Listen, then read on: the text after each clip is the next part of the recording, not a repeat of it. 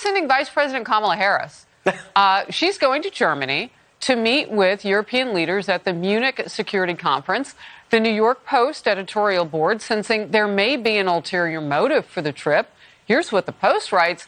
But Harris has next to no diplomatic experience beyond her laughable mission to address the root causes of the migrant flood at the southern border. Is this an attempt to burnish her standing on the world stage and reset her disastrous image at home?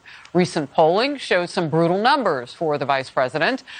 Only 38% of her home state voters approve of her job performance. California's as blue as you get. She's as Democrat as you get. And she only has friends 38% full.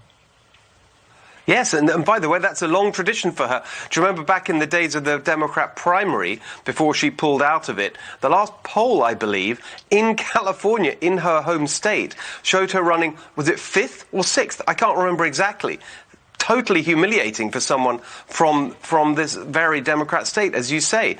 Look, I think that the problem here, Harris, is again going back to what we were just discussing. It's a very high stakes, risky situation. I don't think there's a single person here or in Europe in political leadership, military, strategic leadership who really would believe that sending Kamala Harris to try and help with this situation is actually going to help the situation. It may be intended to try and help her in some way, but what a terrible way to try and manage a crisis, to prioritize your running mate's domestic political standing. Is that what they're doing, though? Because it doesn't help her. And we haven't seen this administration, the White House at least, try to help her with her duties at the border and the like. And look, it's her job to do these things. But if you see somebody struggling, what we did see was that awkward video with President Biden professing love to and for her. Awkward, few seconds, but it didn't help her. So now you put her on a bigger world stage. Real quickly, just because Germany is on the screen, and you mentioned the Nord Stream pipeline, right? Germany, are they going to give that up so that we have a little bit of leverage with Russia? I mean, are they going to be real NATO friends? What do you think? There was a really fascinating exchange in the press conference that Biden had with Olaf Scholz, the Chancellor. I think it was last week, wasn't it?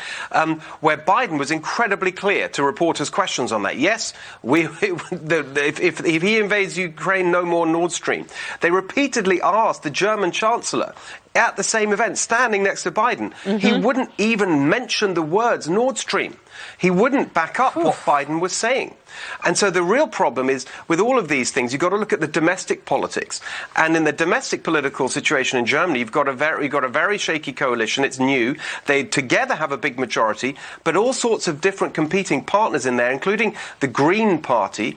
And I don't know what they can agree on. They won't do the sensible thing, which will make them more energy secure and less reliant on Russia, which is to reinstate their nuclear program, because the Greens are dead against that. They can't do that, so they are desperate for this energy because their fuel prices are going up even faster than ours. And as you mentioned earlier, we can't help them out because Biden has clamped down on our production. It's a total mess and totally incoherent.